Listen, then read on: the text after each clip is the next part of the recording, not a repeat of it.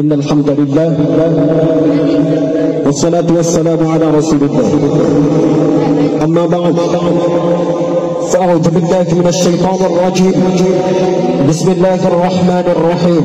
দেশ জুড়ে ভাইরাল হওয়া সেই ভিডিওটি মূলত বার্ষিক ক্রীড়া প্রতিযোগিতার যেমন খুশি তেমন সাজো অনুষ্ঠানের ভিডিও। এখানে আমাদের একটা অনুষ্ঠান ছিল, মানে প্রতি বছরই আমাদের এখানে একটা অনুষ্ঠান হয়, বাৎসরিক অনুষ্ঠান, যে ছাত্ররা কে কত সুন্দর করে কোরআন তেলাওয়াত করতে পারে, বা কত সুন্দর করে গজল গাইতে পারে, কত সুন্দর করে আরবি বক্তৃতা, বাংলা বক্তৃতা, মানে কে কত সুন্দর করে দিতে পারে, এটা প্রতি বছর একটা অনুষ্ঠান হয়। আর আসলে এখানে যে জিনিসটা ভাইরাল হয়েছে, এটা আসলে এখানে এই অস্ত্রই না, এটা আসলে ককশিট দিয়ে বানানো এবং শোলা দিয়ে বানায় তৈরি করে ফিলিস্তিনের একটা করে এটা একটা প্রদর্শনী করা হয়েছে। এটা আসলে কোনো রিয়েল কোনো বিষয় না। মঙ্গলবার যশোরের রাজারহাট জামিয়া ইসলামিয়া মাদ্রাসার বার্ষিক ক্রীড়া প্রতিযোগিতায় ফিলিস্তিন ও হামাসের যুদ্ধের অংশবিশেষ উপস্থাপন করে শিক্ষার্থীরা। পরে দেশজুড়ে ভিডিওটি ভাইরাল হয়ে যায়। 5 মিনিট 50 সেকেন্ডের ভিডিওতে দেখা যাচ্ছে মুখ ঢাকা একজন আরবি ভাষায় বক্তব্য দিচ্ছেন।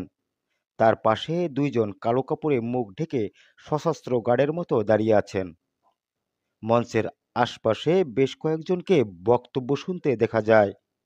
এরই মধ্যে ভিডিওটি সামাজিক যোগাযোগ মাধ্যমে ভাইরাল হয়।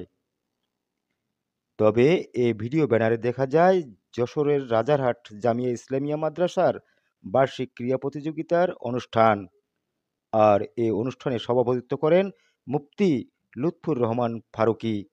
মাদ্রাসার প্রিন্সিপাল মুফতি লুৎফুর রহমান ফারুকী বলেন, 16 ডিসেম্বর এই মাদ্রাসা প্রাঙ্গণে আজীবন সদস্যদের সম্মেলন অনুষ্ঠিত হয়।